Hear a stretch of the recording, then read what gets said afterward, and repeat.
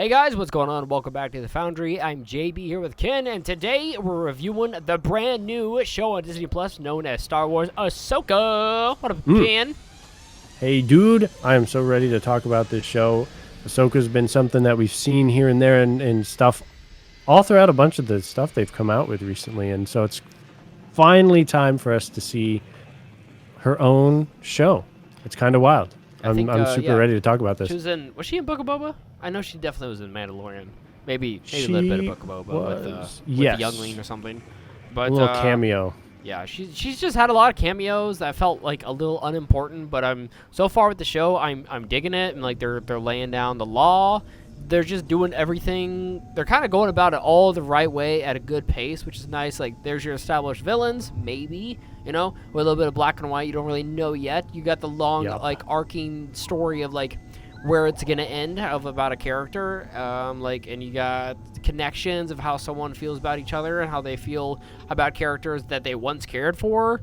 Yeah, there's tension, there's mystery, there's a whole lot, and they got a lot of classic Star Wars stuff. Yes, stakes right from the beginning, which is good. So we have an idea of where we're trying to go or what we're trying to do right from the beginning. Yeah, so I do like and that. And they jump right into it too. Yeah, instead of bumbling around for an entire season, a third season. Just before they figure out what the fuck they're doing. Of an already short show, with only a few episodes. You've got to get right into it. Yeah, this is they have 8 episodes planned for this. Okay, that's season, decent. I guess, or show. But episode 1, Master and Apprentice. I really enjoy Ray Stevenson's character. What's his name? Balin, right? Yes, I think Balin something. Balin Scroll. He's really cool. Skrull. I like him so far. Yeah. He's pretty sweet. His apprentice is she's kind of evil too. She kind of reminds me of the actress who played Captain Phasma. Yeah, I could see that. Just a little bit. It's a very interesting character so far because they obviously were previously Jedi, or at least he was. He was, yes. We don't know about her. She's obviously his apprentice. Yeah. But because she had the whole apprentice little ponytail thing and everything. Yeah. So he's obviously training her, but we have no idea where they kind of stand in things. They're kind of doing the evil-y thing right now. They got the orangey reddish lightsabers, so they got that vibe, but we don't know their motivation quite yet. Exactly. They could actually be looking for Thrawn the entire time just to end it and kill him, But maybe that would be a twist. Definitely come off more as a mercenary type of thing like that too. It's we're paid for that specifically. But the interesting thing that I like about it is that they come off as villainous. But I feel like there's some ulterior motives that make you question, and I feel like it may sway a lot of people to be on their side, actually. I feel like their appearance is supposed to be, kind of making you... I feel like it's going to be, some kind of blindside trick towards the end or turn. I feel like there's definitely going to be a turn whenever they reveal a little bit more of that of the show and the characters. Yeah, they give off a feeling like they have something else going on. There's a bit more to them than just evil for being evil's sake sort of a thing. Yeah. They wear dark clothes and they look evil. Yeah. Must be a villain. They have that, but they seem to I don't know. They seem to have their own stuff going on, which I find more interesting, which is good. Yeah, their own agenda instead of the typical of light versus dark. There's a little bit of gray in there, which kind of piques curiosity so far, which is kind of, I think the whole thing of the show, the whole purpose of it is in between, kind of in the middle, which was where Ahsoka left with the Jedi Order because she necessarily didn't believe it anymore. So it's she left in the gray, and I think that that's where mainly important thing that nothing's gonna come out as black and white as it's supposed to. I think there's gonna be a lot of things left in the gray and some kind of dilemma, maybe with morality involved. But I feel like that's where it's gonna leave, or kind of head towards, or maybe be the pinnacle kind of thinking for the show. Yeah, she mentions a lot of that in the show. Even we get that whole first scene of her investigating those ruins. She finds the thing, she gets it, and then she's attacked, and then she escapes and everything. But afterwards, she's talking to that other droid guy from the old, the droid that helps people put their lightsabers together. I guess. So he's got a lot of. Yeah, that sounds right. So he was talking to him, and I think he asked something about how she got information from Morgana.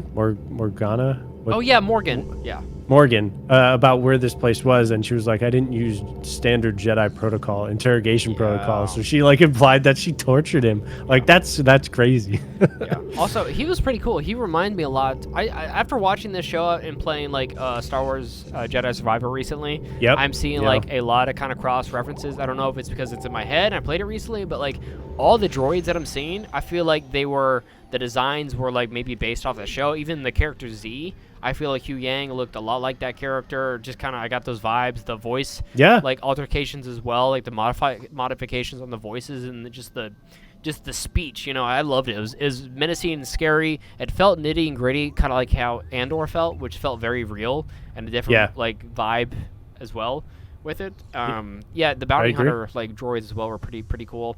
You know when she used that little twirl trick with the lightsabers and went through the ground? Yeah. That ruined temple. That looked that little thing on the ground. They looked like the meditation point in Jedi Survivor.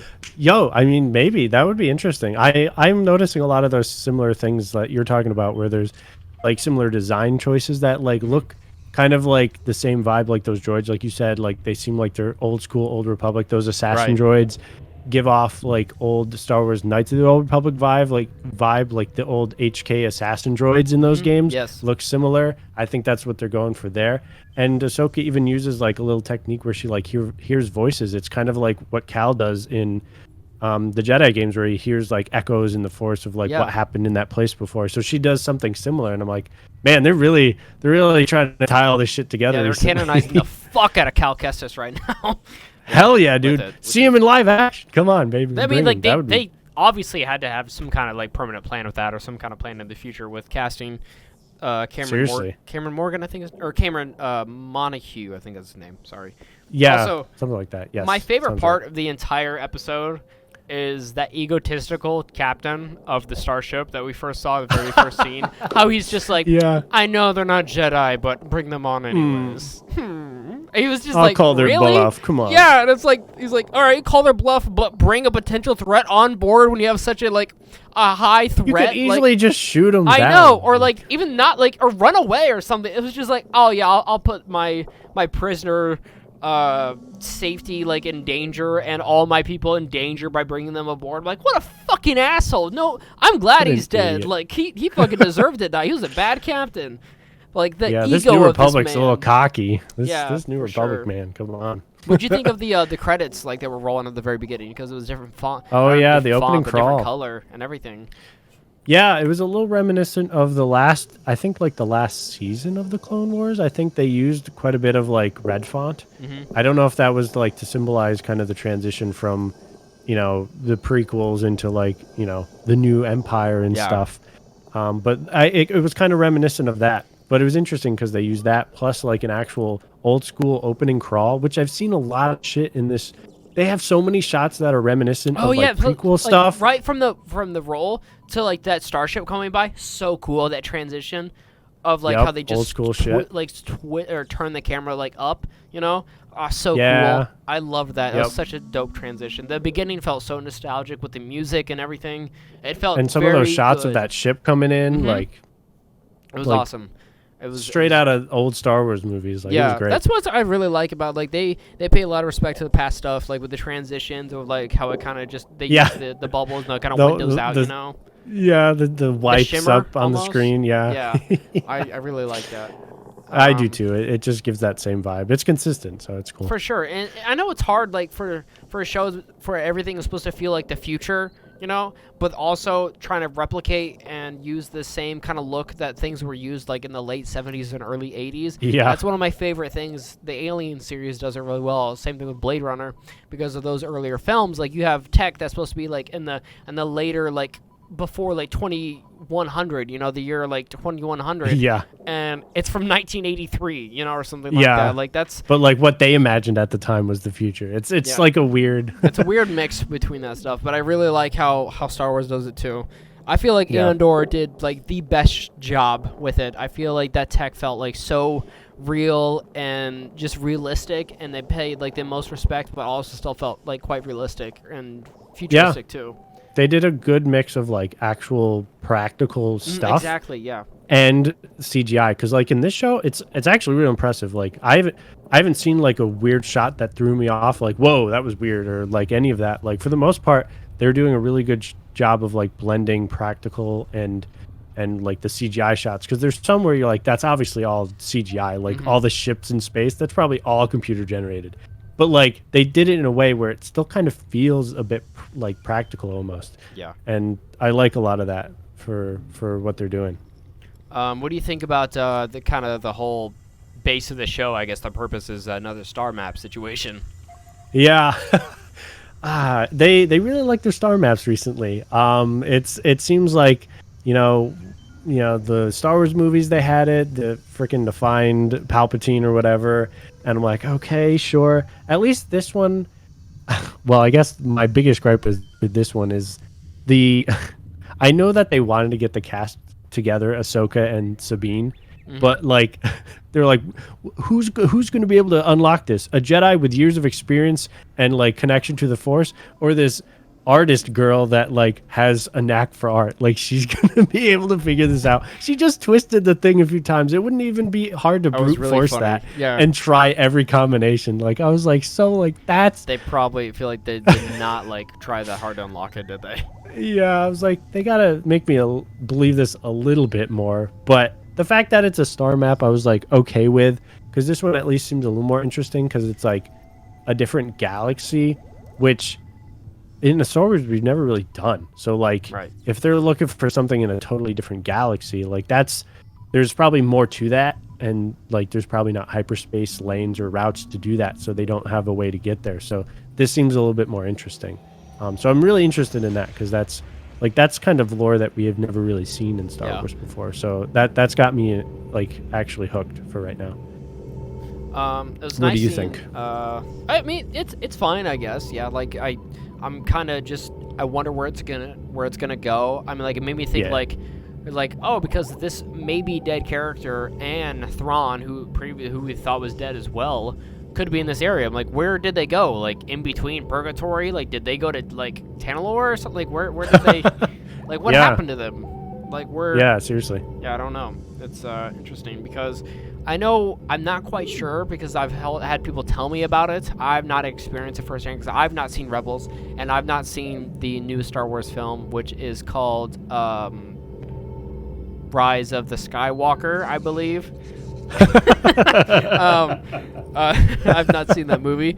About something about like some kind of time travel-y bit to where some doors can be open, but they can't like enclose, but they can't be reopened in some points of the galaxy or time dimension. I don't know if that's true at all. Like I don't know if that's gonna have anything to do with it, but I've had very little people tell me about this stuff, because apparently that's how like Palpatine returned, and apparently Ezra did it as well with Ahsoka, or maybe another character. I can't really remember, but I've yet to see the show. I've just heard people talk about it before. But that is interesting. That could be complete bullshit of people fucking with me, or they were wrong. No. I mean, there's definitely truth to that, because the show does have, there's some stuff where Ezra kind of saves Ahsoka with some of this stuff that you're talking about. I haven't heard how that connects to Palpatine. That would be interesting, because I thought that was all just cloning. Or I thought something about him giving his DNA impregnating Anakin's mom or something like that. Or that was. Yeah, I think that's what has always been implied. They've never really explained that one fully, but that's always been kind of the implication. But yeah, I mean, there's a lot of interesting stuff there. I don't know how much they'll dive into that sort of a thing.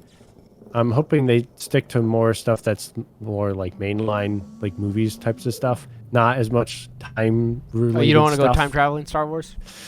They're gonna go back, and they're like, oh, it's back at the fall of the Empire. It's like, let's go save Anakin before he becomes Darth Vader or some shit. Like, no, please. They retcon it all, like Days of Future Past. No, if you're gonna retcon the freaking sequels. Just like go in there and be like, all right, Rey, nope, sorry. They just go in, cut off her head, and go back. Like, well, redo this, shuffle it around. All right, now we're good. Finn's got the lightsaber. Let him hold on to it. Yeah, let him cook. Look how hip we are. What do you think about the little holotape of Ezra that you've got him casted and stuff like that? Do you think we'll definitely see him later in the show, alive and well? Oh, for sure. I would think so to some degree. Like, I don't know how much. I feel like it's going to be near the end of the show because otherwise they would have to be able to get wherever it is and then also like have a bunch of interactions, which is probably fine. But I feel like it's going to be like the last 2 episodes maybe we'll get some interaction.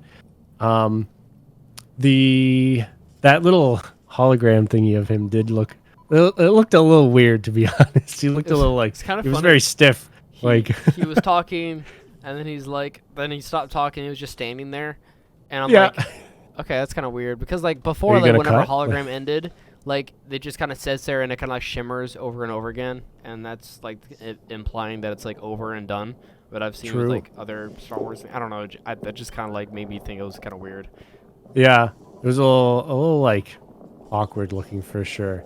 There's some stuff in here that's like a little awkward. Some of the interactions don't feel. It's a little hard when you're taking characters that were made to be like over the top for a cartoon animated series to now be like real life. Because like Sabine, like seeing her in like the animated show, and now here it's like she's trying to like incorporate the same kind of characteristics, but like those same characteristics don't work as well when you're in live action. So some of them are a little bit awkward, but I feel like they kind of get most of it down for the most part.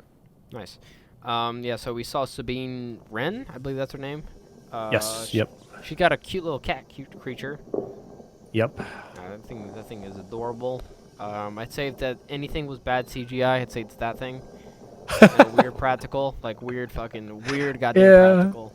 It was a little bit awkward, I agree. Fucking terrifying, dude.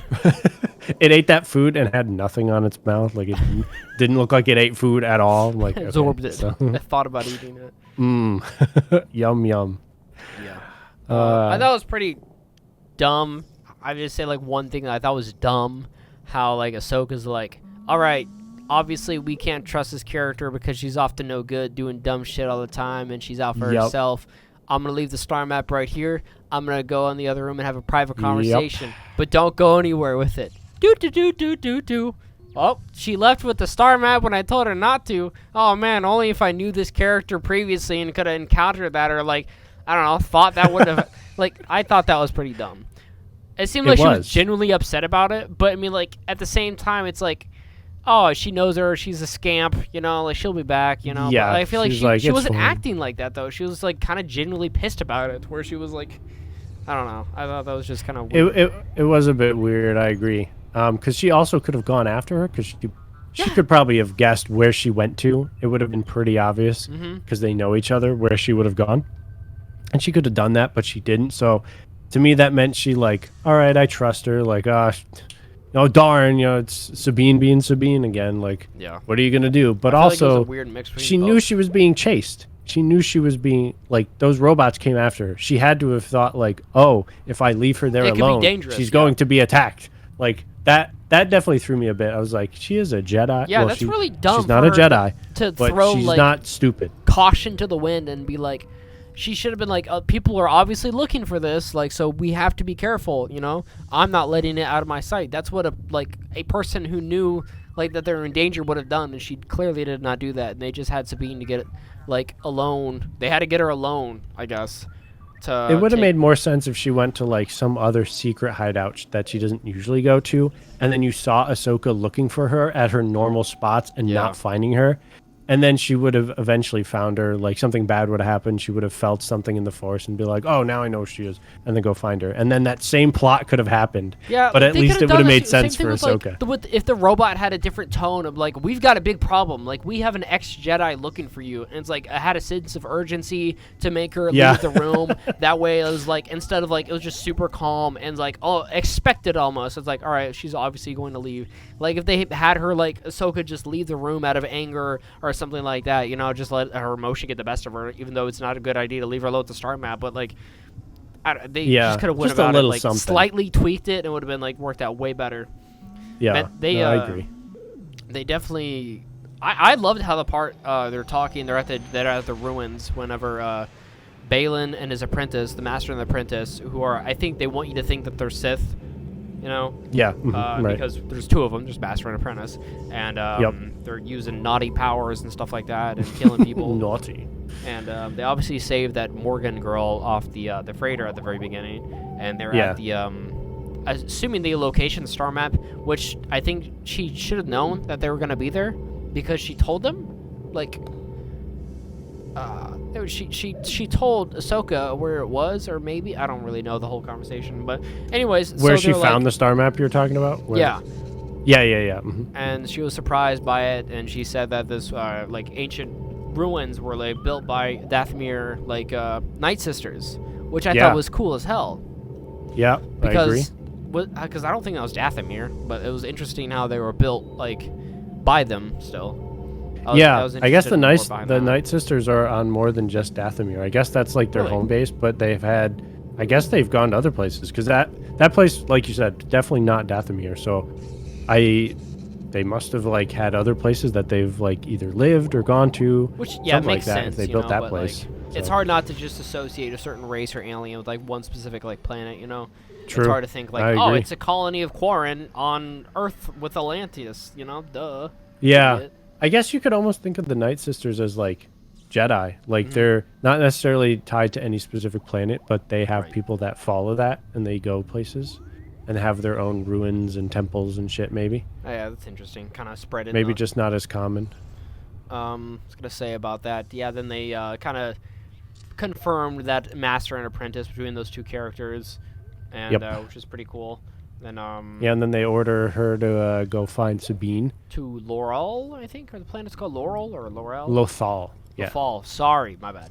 I was very wrong there. I mean, it was pretty close. It was heavily used in Rebels, so that's also... Oh, okay, cool. Was that Clancy Brown character in Rebels, too?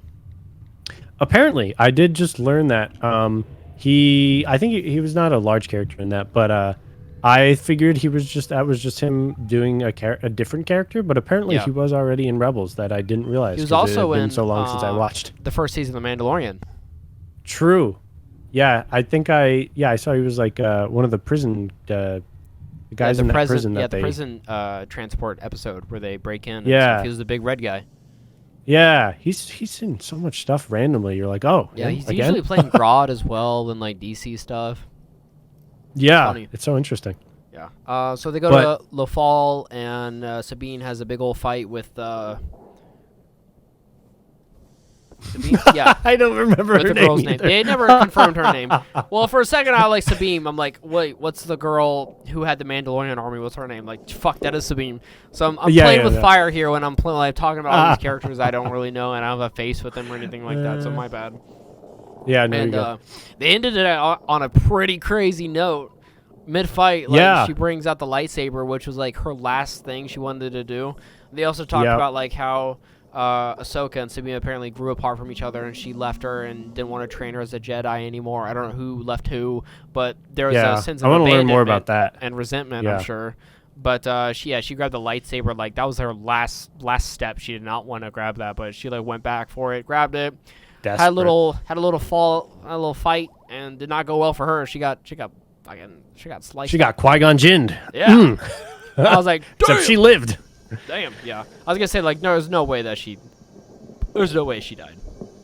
No, there's Ahsoka's like right there. Of course, she was already like she was on her way. There's no way she doesn't live through that. Yeah. I mean, they kind of leave it on the edge, but like I feel like it's heavily implied that she's going to live through that. There's no way that they show this character in the first episode. They're like, this character that you like from Rebels, she's dead in the first episode of Ahsoka. Yeah. Like, no way.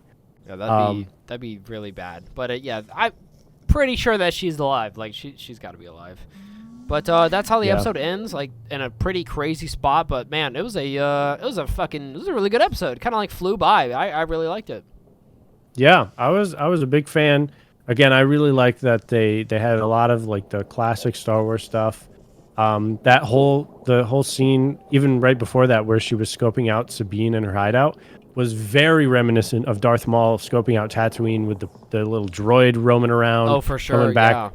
like I was like, damn, this is like straight out of like Phantom Menace. I was like, this is great. Yeah. So I'm really digging like the attention to detail. It was also like made me think of like A New Hope, like at the very beginning when they boarded the freighter and stuff like that, and they were like trying to Trojan horse it a little bit, with a prisoner. True, yeah. Instead of Leia, like we had Morgan. I thought that was interesting. Yeah. As well. I saw they had a lot of parallels. cool stuff like that. It was a good episode. So let's write it. You go first. I'm gonna try to start with something like decent but still positive because I liked it so far. I'm gonna start with an 8 so 8. far because That's I think pretty that good. that gives us room to go up, gives us room to go down. Overall, very positive for this episode. I really enjoyed it. If I give it a think 7.5, do you think you could say something to make me go for 8? That we didn't mention. I don't know. I mean, I feel like that's pretty solid. I do like that robot talking about Jedi Council stuff and talking about building lightsabers. I do like that. That was pretty good. Also, I mean, that's David Tennant, if you didn't realize. I did see that. Whenever it was in the credits, I'm like, yep, I know he's the robot for sure. All right, you Yup. pushed me to 8. Fine. Also, I do not trust him at all. Like, immediately we started the episode, I do not trust him. And she's like, where were you? And I'm like, oh, he's evil. Kill him right now. Kill him. No, that's interesting. I just made me think for some reason that he's evil. And he's going to be like, you don't believe in the order. Like, where the good guys end up being bad. That's true. That's interesting. Yeah, I guess we'll see. Yeah, what if he did like turning on her and it's like, you don't believe in the order, like you don't deserve to have my services or this lightsaber or blah blah blah or something like that because like I serve the order. Yeah, that'd be interesting. But I doubt that would be a twist. Yeah. But yeah, thanks everyone for tuning in. We're gonna go ahead and give this episode an 8. I believe episode 2 is already out, isn't it? Yeah. Mm-hmm. Yeah, so we'll have to get on that very soon for you guys. But thanks, everyone, for tuning in. We shall see you guys later on the next episode for some more Ahsoka here on the Foundry. But until then, bye, everybody. Peace out.